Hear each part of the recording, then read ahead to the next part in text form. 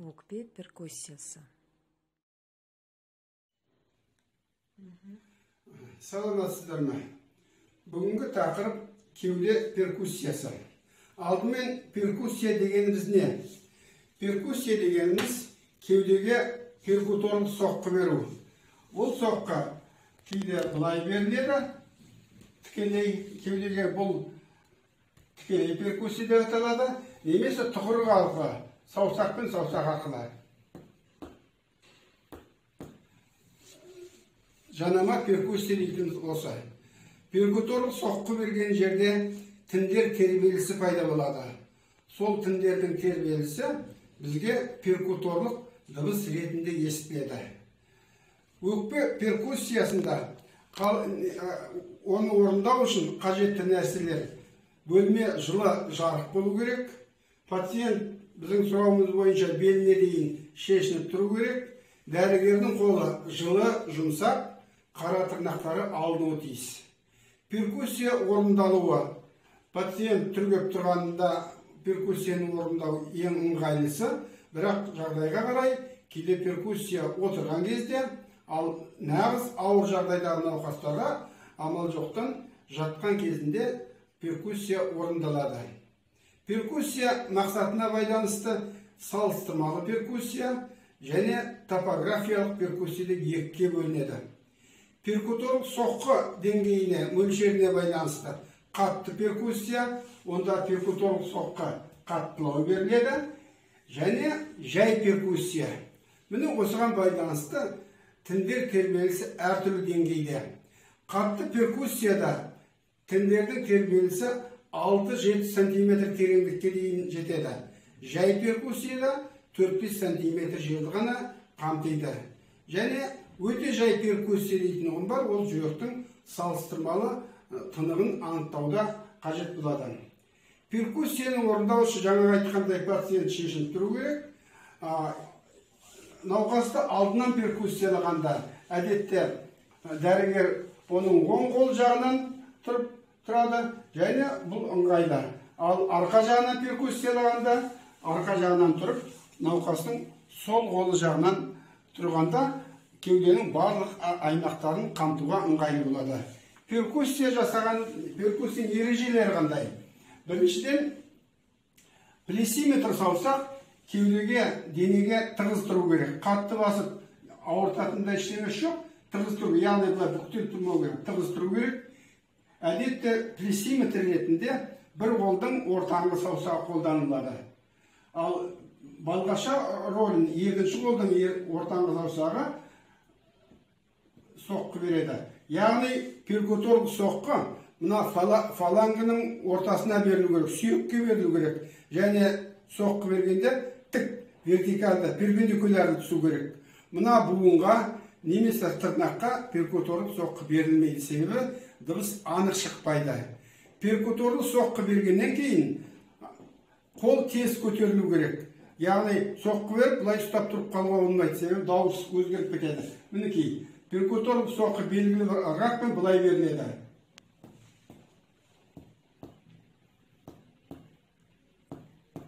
Соққы берген сайын перкуторлық дыбысты тыңдауымыз керек, оның сапасын айыруымыз керек. Мінекей, қажетті шарттар осылар.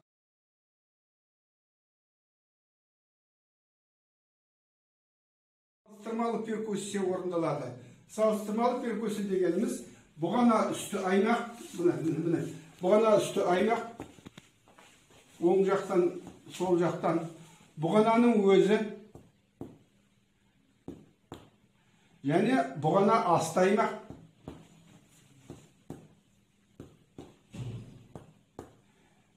Салыстырмалы перкуссия сол жақта жүрек орналасқандықтан кеуденің төменгі бөлігінде алдынан орындалмайды. Себебі мына жерде екі түрлі мүше: өкпе, мына жерде жүрек тіндері, сондықтан оны салыстыруға. Кеуде қолтық аймақтары, арқа жағынан жауырын үсті аймақ,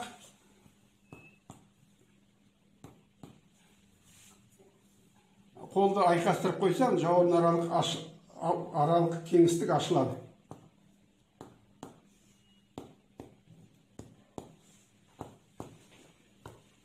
және жауырын асты.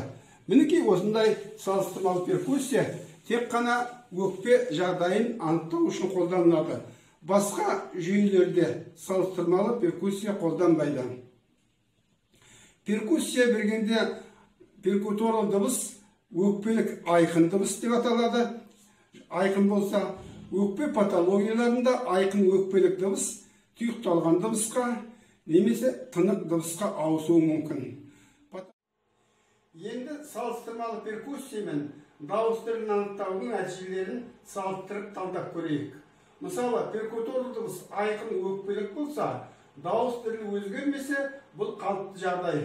Өкпеде тыныс жолдарында өзгеріс жоқ дегенді білдіреді. Егер де перкуторлы дыбыс тұйықталған немесе тынық болса, дауыс түрі әлсірейді. Бұндай дауыс түрінің әлсіреуі гидроторкста, обтурациялық ателектазда немесе плеврада шварттар, фиброторкс жағдай қалыптасқанға дейінгі өзгерістер болуы мүмкін. Тұйықталған немесе тынық перкуторлы дыбыста дауыс түрлі күшейсе, бұл жағдай өкпе тінінің тығыздану синдромына тән. Әдетте бұл курпозды пневмонияда кездесетін жағдай. Келесі перкуторлы дыбыстар тимпаникалық әлсіреген немесе күшейген болады. Әлсіреген дауыс түрлі және тимпаникалық перкуторлы дыбыс пневмоторксқа тән. Ал күшейген дауыс түрлі бронхпен байланысқан өкпеде қуыс болған кезде кездеседі. Перкуторлы дыбыс қорапты болса, онда дауыс түрлі әлсіресе, бұл жағдай өкпе эмфиземасына тән. Және соңғы айтатын әңгіме, тұйықталған тимпаникалық реңді перкуторлы дыбыс дауыс түрінің күшеюі қабылудың бастапқы сатысында компрессионда ателектазда кездеседі. Мінекей қарапайым тексеру әдістерінің бірін-бірін толықтыратын жері осындай.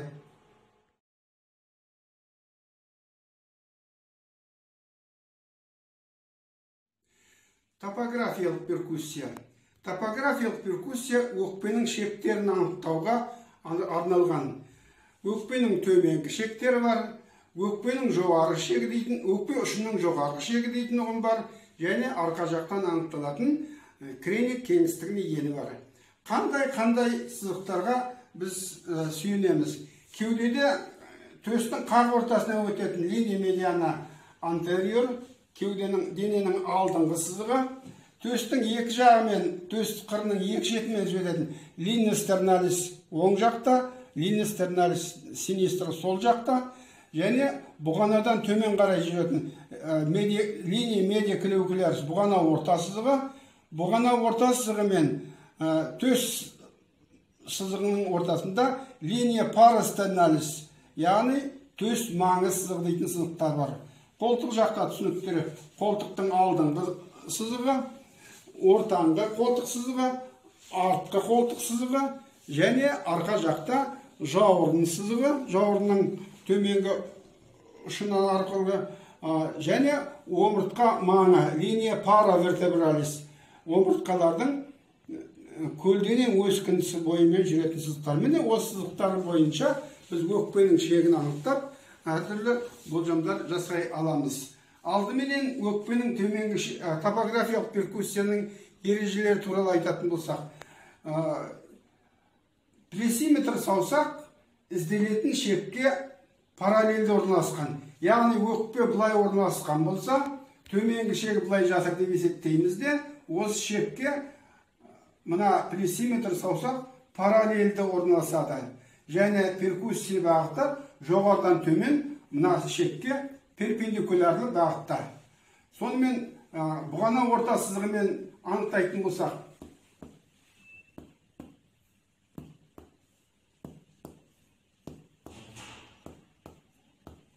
мінекей, мына жерде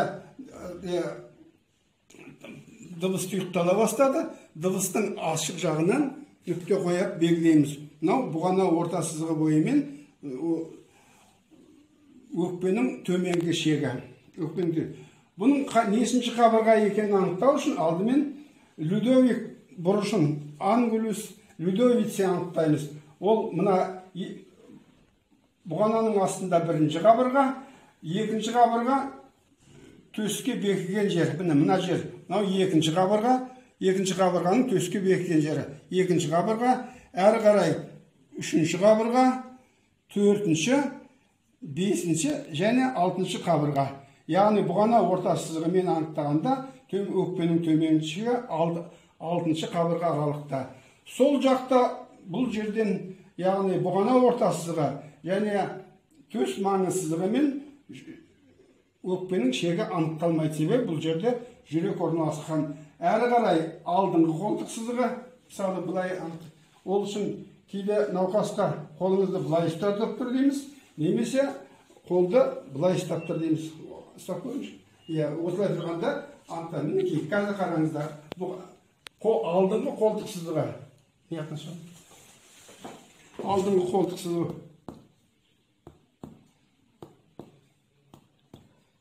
Мінекей, мына жерде алдыңғы қолтық сызығы мен өкпенің төменгі шегі бар. Бұл жетінші қабырға аралықта ортаңғы қолтық сызығымен мынау сегізінші қабырға, мынау жетінші, мынау сегізінші қабырға және артқы қолтық сызығы бойынша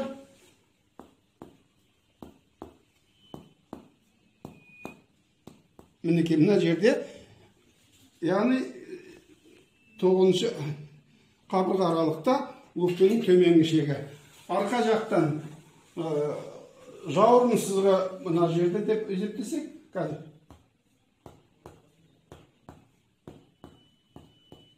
Мінекей, мына жер. Яғни 10-шы қабырға, мынау 9, мынау 10-шы қабырға аралықта әрі қарай бұғана маңы сызығы бойымен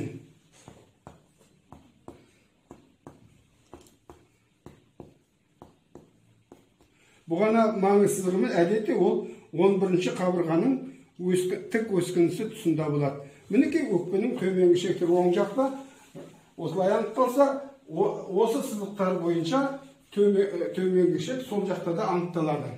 Әрі қарай анықтайтын нәрсе өкпенің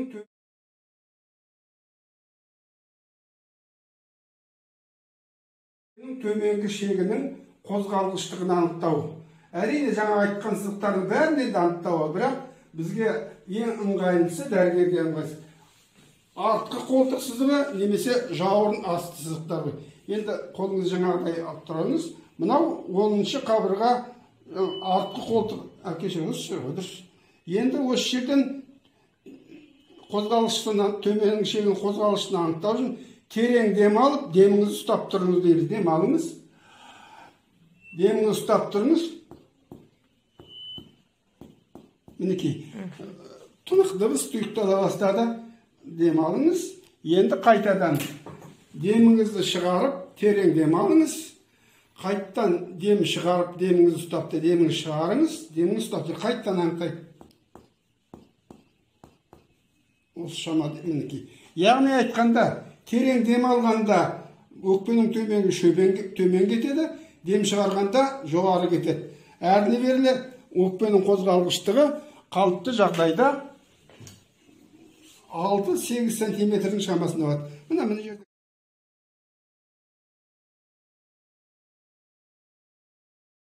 Өкпенің жоғарғы шегі былай басталады. Бұғанаға плесиметр саусақты параллельді қойып, жоғары бағытта перкуссиялаймыз. Мінекей, мына жер. Шамамен 3 сантиметр, 4 сантиметр шамасы. Өкпенің жоғары шегі алдыңғы жақтан. Енді арқа жақтан. Оны мына жауырын үсті аймақтан 7-ші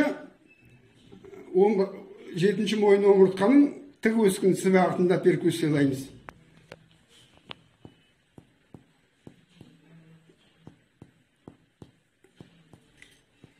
Жетінші омыртқаның тік өскінісі тұсында. Бұл әрі қарай анықталатын нәрсе өкпе креник кеңістігі. Креник кеңістігі дегеніміз былай тұрған өкпенің ұшының ені. Кеудеде былай күмбезденіп тұрған өкпенің ұшының ені. Яғни жалпақтығы қандай, өкпе ұшының жалпақтығы қандай, ені деген сол. Ол үшін креник кеңістігін анықтау үшін Бұғана үсті, кешіріңіз, жауырын үсті аймақтың ортасына плесиметр саудасы қойып, мына жерде, қазір